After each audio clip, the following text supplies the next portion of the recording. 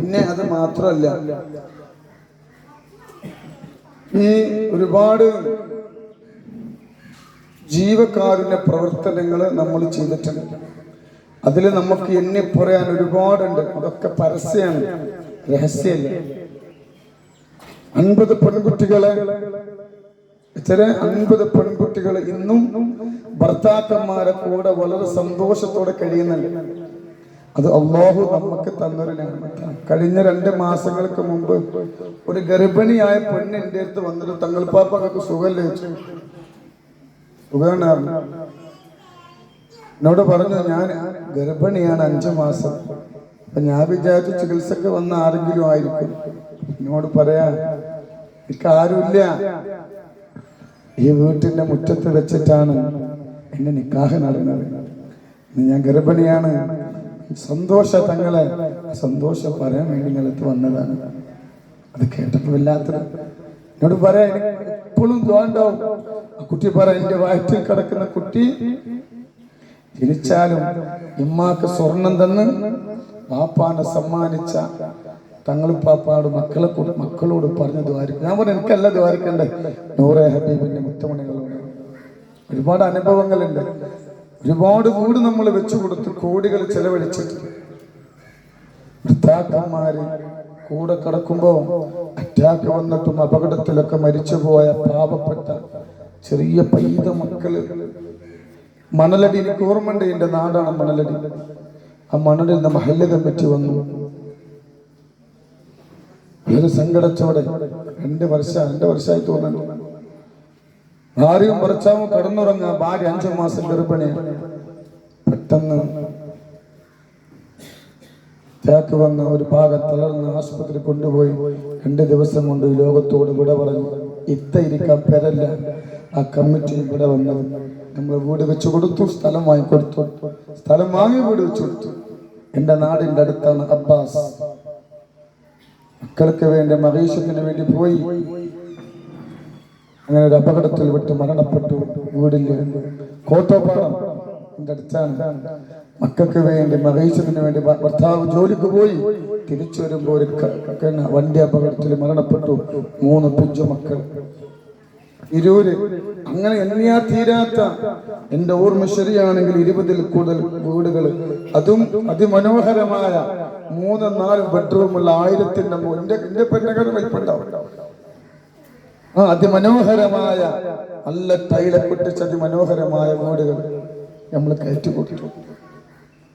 ഒരു പെണ്ണ് എന്റെ അടുത്ത് വന്നിട്ട് പറഞ്ഞു,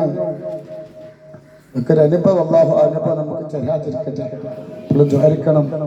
ഒരു പെണ്ണ് വന്നിട്ട് എന്നോട് പറഞ്ഞു, എനിക്ക് 4 പെൺകുട്ടികളാണ്. 4 പെൺകുട്ടികളാണ്. എന്റെ മൂത്ത കുട്ടിക്ക് 26 വയസ്സ് കഴിഞ്ഞു. വീടില്ല. നാട്ടുകാരൊക്കെ പാടെ കൂടി ചെറിയൊരു വീട് ഞങ്ങൾക്ക് ഉണ്ടാക്കി തന്നു. എന്റെ കുട്ടി 26 വയസ്സ് കഴിഞ്ഞു. അവളെ സ്വഭാവം ഇപ്പൊ മോശമായിട്ട് ഇങ്ങനെ നിൽക്കുകയാണ്. അവളെ ചീത്ത പറയുമ്പോ അവള് പറയിച്ചേ, എന്നാണ് കെട്ടിച്ചു വിടിയെന്ന്, ഞങ്ങളുടെ കെട്ടിച്ചു വിടി. അങ്ങനെ കല്യാണം ഇഷ്ടംപോലെ വരുന്നുണ്ട്. ഒരു കമ്മല് കൊടുക്കാൻ ഗതില്ല. അങ്ങനെ ഇവര് ഒരു മുതലാളിനെ കാണാൻ തീരുമാനിച്ചു. ആ മുതലാളിന്റെ അടുത്ത് പോയി മുതലാളിയോട് പറഞ്ഞു, എന്റെ മൂത്ത കുട്ടിക്ക് 26, മറ്റുള്ള മക്കൾ 24, 22 വയസ്സായ മക്കൾക്ക് കല്യാണം വരുന്നുണ്ട്, കെട്ടിക്കാൻ ഒരു ഗതിയില്ല. അപ്പൊ മുതലാളി പറഞ്ഞു, ഞാൻ എന്റെ കുട്ടികളെ കെട്ടിക്കാം, നീ എന്റെ കൂടെ കാറിൽ കയറി കോഴിക്കോട് കറങ്ങാൻ വരണം. അള്ളാഹു കാത്തിരക്ഷിക്കട്ടെ, ഇസ്സത്ത് പണയം വെക്കേണ്ട ഒരവസ്ഥ തരാതിരിക്കട്ടെ. ഒരാളെ മുന്നിൽ ചെന്നിട്ട് എന്റെ മക്കൾ എത്തിയമാ, എന്റെ മക്കൾക്കൊരു ഗതിയില്ല, അതുകൊണ്ട് ഞങ്ങൾ എന്തെങ്കിലും സഹായിക്കണം അല്ലേ, പറയേണ്ട ഒരു അവസ്ഥ തരാതിരിക്കട്ടെ. അങ്ങനെ ആ പെങ്ങൾ കരഞ്ഞിട്ട് ഇങ്ങനെ വരിക. ആ വരുന്ന സമയത്ത് ഒരു ഉമ്മ എടുത്തരാ, അടുത്ത വീട്ടിൽ പുറത്തിങ്ങനെ ഇരിക്കുന്നത്. എന്താ മോളെ ഇങ്ങനെ സങ്കടപ്പെട്ട് വരുന്നത്? അപ്പൊ ഈ അവിടെയുള്ള അനുഭവം പറഞ്ഞു കൊടുത്തു. ഇപ്പൊ തന്നെ ഫർദിട്ടിട്ട് പറഞ്ഞു, അവിടെ നിക്ക്, ഒരു കുട്ടിന്റെ മേലെ കൊടുക്കാറ്, നമുക്ക് അവിടെ പോകാം. കുട്ടിയോട് അപ്പൊ പറഞ്ഞു ഇങ്ങനത്തെ അനുഭവമല്ലേ എന്റെ കുട്ടികളെ കെട്ടിക്കണ്ട കൊടുക്കും ഞാൻ. കാരണം ഒരു കമ്മലില്ലേ, നമ്മളൊരു കമ്മല് കൊടുക്കാൻ പോലും ഗതിയില്ല. അങ്ങനെ ഉമ്മ ഈ വീടിന്റെ മുറ്റത്ത് വന്നു പറഞ്ഞു, മോനെ ഈ കുട്ടികളെ ഏറ്റെടുക്കണം, കെട്ടിച്ചു കൊടുക്കണം. അന്ന് മുതലാണ് നൂറെ ഹബീബ് ഇങ്ങനെ പാവപ്പെട്ട കുട്ടികളെ കെട്ടിക്കാൻ തീരുമാനിച്ചു. അല്ലാഹു അതിന്റെ പ്രതിഫലം അല്ലാഹു നമുക്ക് നൽകട്ടെ കേട്ടോ. അന്ന് മുതൽ ഇന്ന് വരെ 50 കുട്ടികൾ. ഒരു കുട്ടിനെ കെട്ടിക്കണമെങ്കിൽ നിങ്ങൾക്ക് അറിയില്ല, ഒരു പവന് സ്വർണം നമ്മൾക്ക് കടയിൽ നിന്ന് കിട്ടണമെങ്കിൽ 60,000 രൂപ കൊടുക്കണം. ചെറിയ 70 പേടിപ്പിച്ചല്ലേ?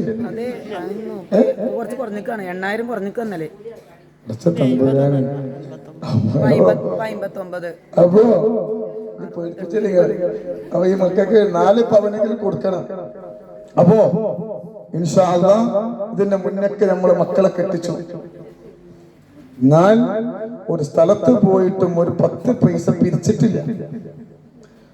ഇന്ന് ഞാനൊരു പിരിവിന് ഒരാള് വിളിച്ചു പറഞ്ഞാൽ എന്റെ പെരന്റെ ഉള്ളിക്ക് ഇഷ്ടം പോലെ പൈസ എത്തും. ഓലിക്കറിയാം കിട്ടുന്ന പൈസ ചെലവാക്കും. ഇപ്പൊ നമ്മൾ കുട്ടികളൊക്കെ കെട്ടിച്ചു, വീടൊക്കെ വെച്ചു. അപ്പൊ ഞാൻ ഒരു ദിവസം ഒരു 6 മാസമായി ഞാൻ എന്റെ പൈസ ഒക്കെ ബാങ്കിൽ നോക്കിയപ്പോ എത്തിമക്കൾ അക്കൗണ്ട് ചെക്ക് ചെയ്തപ്പോ 1,80,00,000 രൂപ ബാക്കി ഉണ്ടായിരുന്നു. ഒക്കെ അറിയോ?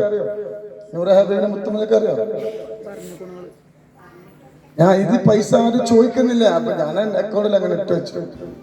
ഇതിപ്പോ എന്താ കാട്ടാണ്? അപ്പോഴാണ് ഒരു ഉമ്മ വന്നിട്ട് പറഞ്ഞത്, മോനെ എന്റെ മക്കൾ എത്തിയമാണ്, ചെറിയ കുട്ടികളാണ്, വാപ്പല്ല, വാടക താമസിക്കുന്നു, വീടൊന്നും വേണ്ട, ഒരു 4 സെന്റ് സ്ഥലം കിട്ടുകയാണെങ്കിൽ വലിയ സന്തോഷമായിരുന്നു.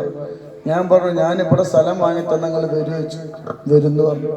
അങ്ങനെ 3.5 ഏക്കർ സ്ഥലം ഈ പൈസ കൊണ്ട് എന്താട്ടി നമ്മള് കുറച്ചതിൽ കൂട്ടിയിട്ട് 3.5 ഏക്കർ സ്ഥലം വാങ്ങി. നിങ്ങൾക്ക് അറിയോ കണ്ടിട്ടുള്ള സ്ഥലം? കണ്ടിട്ടില്ല.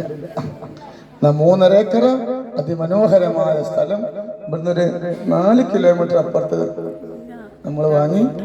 അതിന് നമ്മൾ അടിമി മീറ്റൊക്കെ നടത്തി. ഇൻഷാ അല്ലാഹ് ഇനി കല്യാണം കഴിഞ്ഞാൽ അത് ഓരോരുത്തർക്ക് 4 സെന്റ് വെച്ച് വീതിച്ചു കൊടുക്കും. അതിപ്പോ പ്രശ്നമാണ്. 75 ആൾക്ക് ഇപ്പൊ സ്ഥലം കൊടുക്കാൻ പറ്റുള്ളൂ. 10,400 അപേക്ഷയും വന്നിക്കണം. എന്താ ചെയ്യാ? ഒരു രക്ഷയില്ല. എന്താ ചെയ്യേണ്ട അറിയില്ല. നോക്ക്. അപ്പോ ഇതൊക്കെ എന്റെ കൂടെ പറപ്പിങ്ങള്, എന്റെ അടിമന്മാരും പിന്നെ എനിക്ക് കിട്ടുന്നു, എന്റെ ഇതിനു വേണ്ടി ഒരുപാട് ആളുകൾ കഷ്ടപ്പെടുന്നുണ്ട്. ആ പൈസ അപ്പോ ഒരാളെ മുന്നിൽ ചെന്ന് കൈ നീട്ടുന്നില്ല. പക്ഷേ നമ്മൾ ചോദിക്കുന്നതൊക്കെ നമുക്ക് വാരിക്കോരി തരും. അപ്പതാ ഒരു ചെറുപ്പക്കാരൻ, അല്ലാഹു ബർക്കത്ത് ചെയ്യട്ടെ, പോയോ സ്വർണം ചോദിക്കേണ്ട ആവശ്യമില്ല. ആളുകൾ വാരിക്കോരി കൊടുന്നേരാണ്, വാരിക്കോരി കൊടുന്നേരാണ്. ഓലിക്കറിയാം ഈ കിട്ടുന്ന മുതൽ എവിടെയും പോകൂല. ഇൻഷാ അല്ലാഹ് ഡിസംബർ 29-ാം തീയതി നമ്മളെ മക്കളെ പോലും പറയും, എന്റെ അടിമമാര് പറയും, അത് നമ്മളെ മക്കളാണ്. നമ്മളെ മക്കളെ ഇൻഷാ അല്ലാഹ് നമ്മള് അതിമനോഹരമായിട്ട് പുതിയാപ്പിളമാരെ ഏൽപ്പിക്കാൻ. അതിന്റെ മുമ്പ് ഇങ്ങനെ 20 കുട്ടികൾ ഉണ്ടോ ഇല്ലെന്ന് അറിയണ്ടേ? എന്റെ അടിമമാരൊക്കെ ഒരു ചിരിച്ചാണല്ലോ ഹൃദയത്തിലുണ്ടാവും, കുറച്ചോനെ കുട്ടികളുണ്ടോ? അപ്പോ 20 മക്കളുണ്ടോ, അതോ തങ്ങളെ പാപ്പ കല്യാണം കഴിപ്പിച്ച് വിടുന്നുണ്ടോ എന്നുള്ളതൊക്കെ ആളുകൾക്ക് എന്തുണ്ടാവും. നൂറെ ഹബീബിന്റെ ആളുകൾക്കൊന്നും ഉണ്ടാവില്ല കേട്ടോ. ഞങ്ങളെ അടിമമാരൊക്കെ അവർക്കറിയാം തങ്ങൾ പാപ്പന്റെ ജീവിത ചരിത്രം. അതുകൊണ്ട് ഇൻഷാ അല്ലാഹ് ഇവിടെ വന്നവര് പുതിയന്മാര് അതാണ് മാസ്ക് ഇട്ടത്. ഇൻഷാ അല്ലാഹ് നിങ്ങളൊന്ന് കാണിക്കും. നമ്മളെ കൂടെ പറപ്പിങ്ങള് നിങ്ങളെ മുഖവിനെ മാസ്ക് ഇട്ടുകൊണ്ട് കാണൂലല്ലോ. ഇൻഷാ അല്ലാഹ് അല്ലാഹു സുബ്ഹാനഹു വ തആല സന്തോഷവും സമാധാനം അല്ലാഹു നൽകട്ടെ. അതല്ലെങ്കിൽ ഇപ്പൊ നിങ്ങൾക്ക് ജീവിതം അല്ലേ ഒരുപാട് പ്രയാസങ്ങളുണ്ട് അല്ലേ? 5 പവൻ കിട്ടണേ ഇപ്പൊ എത്ര ഉറുപ്പ്യ വേണം? 4 പവന് എനിക്കറിയില്ല. അപ്പൊ 70 ചിലപ്പോ ഞാൻ ഞെട്ടിപ്പോയി. ഇതൊക്കെ ഉണ്ടല്ലേ? എത്ര? അപ്പോ ഒരു കുട്ടിനെ കെട്ടിക്കാൻ എത്ര ചെലവ് വരും? സുമാർ 4 പവനാണെങ്കിൽ 3 ലക്ഷം ഉറുപ്പിക തീരും ഒരാൾക്ക്. അല്ല, ഒരു കുട്ടിക്ക് 10 രൂപ, ഒരു പവന് 10 രൂപ.